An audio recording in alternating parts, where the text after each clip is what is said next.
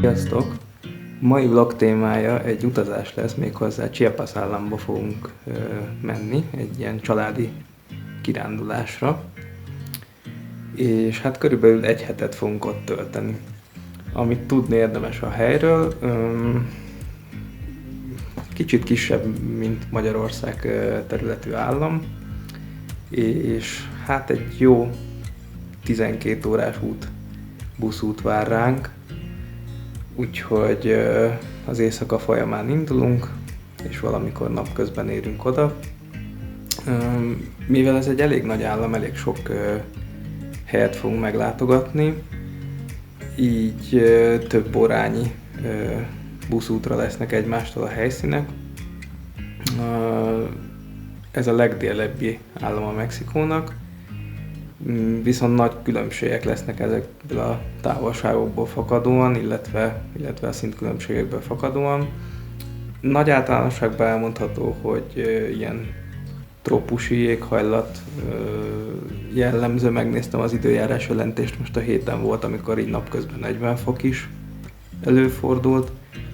Lesznek olyan helyek, ahol pedig éjszaka 10 fok alá csökken a hőmérséklet, úgyhogy mindenféle ruházattal és mindenféle kellékekkel készülünk az útra. Az első helyszín, az első település, amit meglátogatunk, az Chiapas központja lesz Tuxtla, és hát remélhetőleg múzeumokkal, helyi piaccal, helyi ételekkel fogunk találkozni. Amiért még mindig mozgásban vagyok, az, hogy pakolást nem fejeztük be, és pár óra múlva indulunk, úgyhogy hát reménykedem benne, hogy sikerül jó felvételeket készíteni. Készülünk egy drónnal is, úgyhogy szurkoljatok, és akkor remélhetőleg, hogy ti is ugyanúgy élvezni fogjátok majd a videót, mint mi a készítését és az utazást.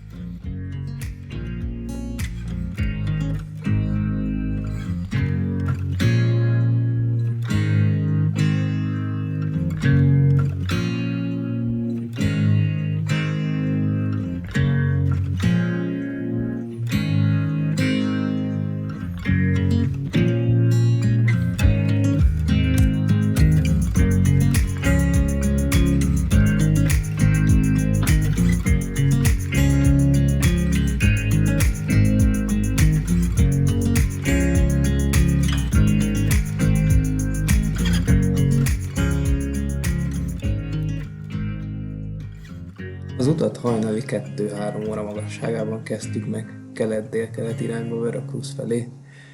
A már említett közúton kb. 700 km-re található Tuxtla volt az első úti célunk. Sajnos az útviszonyok és a kis 20 személyes buszunknak köszönhetően ez tényleg közel egy ilyen félnapos útra sikerült.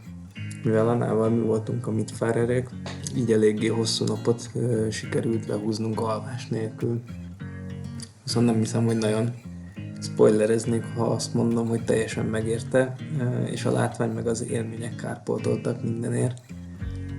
Nagyon szerencsésnek érzem magam az ilyen lehetőségekért, hiszen nem csak a meglátogatott helyszínek mondhatók különlegesnek, de az utazás módja, a szervezés és persze a költségek is. Ugye egész más élmény családdal, helyiekkel utazni, akik ugye ismerik az úti célt, rendelkeznek kapcsolatokkal, barátokkal, akik segítenek a szervezésben, és nem utolsó sorban ugye ismerik a nyelvet. És hát ez így volt a buszbérlésnél, a szállások, éttermek kiválasztásánál, túravezetők megkeresésénél.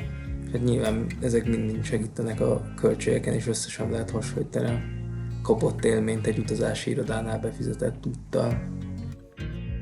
Chiapasról általánosságban, ugye már említettem, hogy ez a legdélebbi állam. Ez magában foglalja, hogy határos a Csendes-óceánnal és Guatemalával is, és hát több tájegységre is bontható. Északon egészen trópusi az éghajlat, rengeteg esővel, ami az idő múlásával a földművelésnek köszönhetően egyre inkább a délebbi tájakra tolódik. A középső területeken pedig hegyekkel tagolt, sivatagi, félsivatagi. Ez az egyik legszegényebb és egyben legnagyobb számú és lakossal bíró állam, akik hát történelmi okok, a népességnövekedés és a terület elsősorban mezőgazdasági jellege miatt nagyon elmaradottnak számítanak. Ami miatt még ismert vagy érdekes lehet Chiapas, az a zapatisták, egy globalizáció ellenes kommunista elveket is valló irányzat. Itt az embereknek az a jelszava, hogy a nép vezet, a kormány pedig szolgál, és ezt testközelből is tapasztalhattuk. Ezt a témát majd a következő videóban fogom jobban kifejteni. Az állam központja Tuxtla városa, félmilliós lakossággal, kevésbé turista úti cél, sokkal inkább kiindulási pont. A város egyfajta közlekedési központ, csomópont különböző látnivalókhoz. A legközelebbi látványosságok fél órán belül találhatóak, és mivel több helyszínről van szó, akár több éjszakás tartózkodás is ajánlott. Az állam legjelentősebb városa, így szállási és étkezési lehetőségek is széles palettán elérhetőek. Mi a jó nevű Las Pichanchas nevű éttermet látogattuk meg, ami meglepetés showműsorral is készült a vacsoraidő alatt, és hát első kézből tapasztalhattuk meg a híres chiapasi vendégszeretetet és a hely nevezetes italát, a pumpót, ami gyakorlatilag vodka, citromlé és ananászlé keveréke, stílusosan egy lopótökben felszolgálva, nagy felhajtás közepette. A pincér végig kurjongatja az ital nevét, minden asztalnál található ilyen harang, amit a rendeléskor és az ital kiérkezésekor is bőszen kongatnak, tudatva mindenkivel, hogy jól megy a pia az asztalnál. Minden államnak vannak jellegzetes ételei, Chiapas esetében ezek többek között a tamal chiapaneco, cochito, meglepő módon a különböző sajtok és ezekkel felturbózott ételek, italok terén pedig a pozol és a tezcalat a legfontosabb, amiket ki kell emelni. Előbbinek az alapja az erjesztett kukorica és a hozzáadott kakaó, míg utóbbi a kukoricából készült tortilla és kakaó összeörléséből, valamint annattól és víz vagy tej hozzáadásával készül. Az annattól kicsit a fenyőmagra hasonlít, egy trópusi fa terméséből nyerik.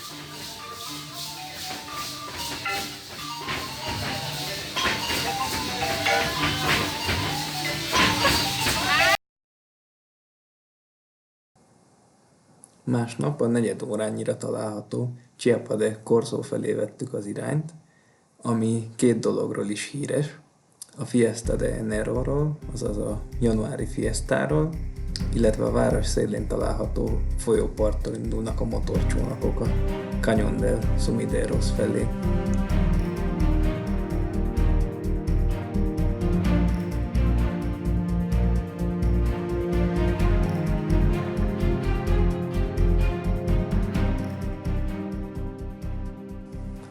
A kanyon legmagasabb pontja az 1000 métert is eléri, hossza pedig 20 kilométer.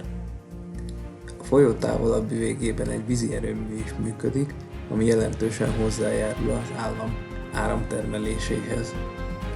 A motorcsónak útára fejenként körülbelül 3000 forint.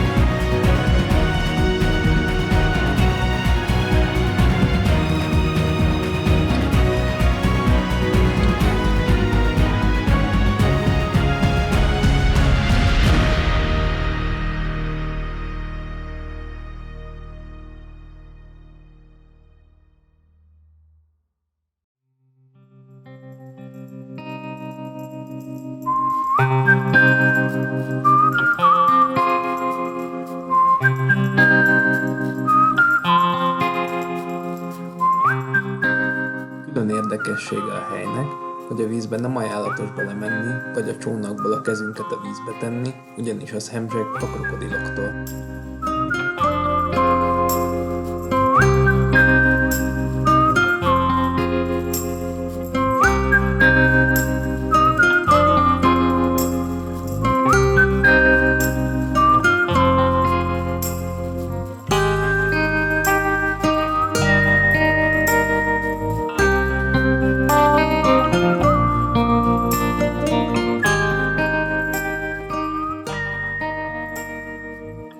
Látvány lélegzetelállító, motorcsónak vezetője pedig többször is lassít vagy megáll, hogy elkészülhessenek a fotók, és a tájban is lehessen gyönyörködni. Ez az egyik legnépszerűbb turista látványosság itt az államban, így elég sok motorcsónakot, rengeteg turistát lehet látni.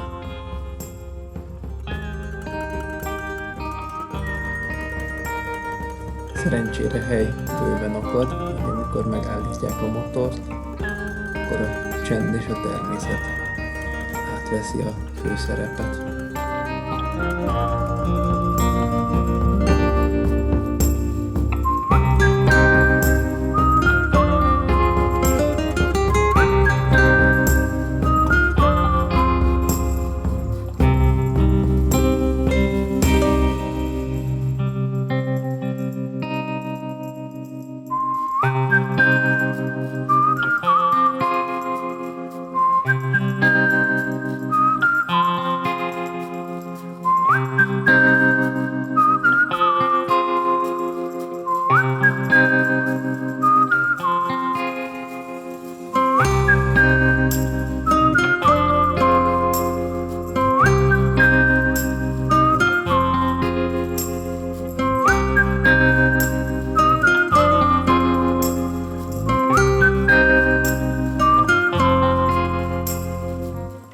Csodás látványon túl különböző természeti képződményeket, érdekességeket is megmutatnak.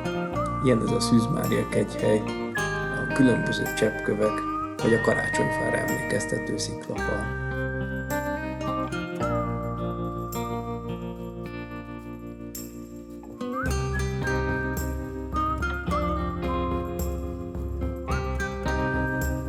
Amit itt láthattok, az tulajdonképpen egy vizesésnek a következménye. Sajnos az okát nem tudom, miért nem láthatunk most vizet rajta.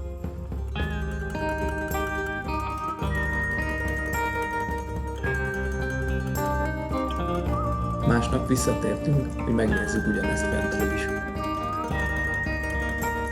Jó minőségű szerpentinút vezet fel, lenézve pedig látható Tuxtla városa. Fentről közúton több, egészen pontosan 7 kilátó is megközelíthető. Ennek nincs külön költsége. Fentről is csodás látvány, mint a kanyon. Eredetileg ezt a területet az óceán borította. Később a víz visszahúzódott, a kőzetrétegek repedéséből és a máig tartó erózió révén pedig létrejött és ma is formálódik.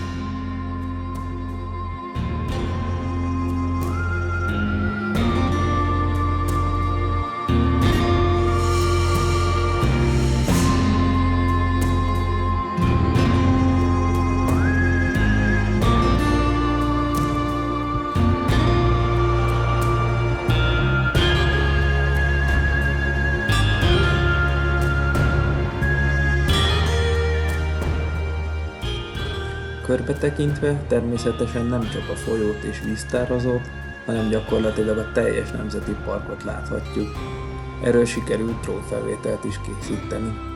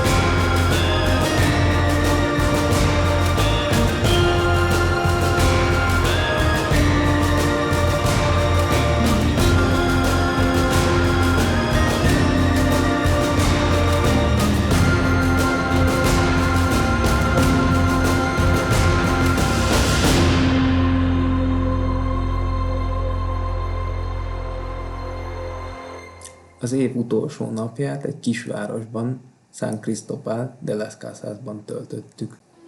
A település egy úgynevezett Pueblo Mágico, varázslatos város, amiből Mexikóban jelenleg több mint 120 van, és ezeknek mind valamilyen közös jellemzője, hogy hangulatával, az épületeivel, kultúrájával hozzájárul a mexikói örökséghez. San Cristóbal nagyon barátságos, hangulatos kisváros, tele hátizsákos utazóval.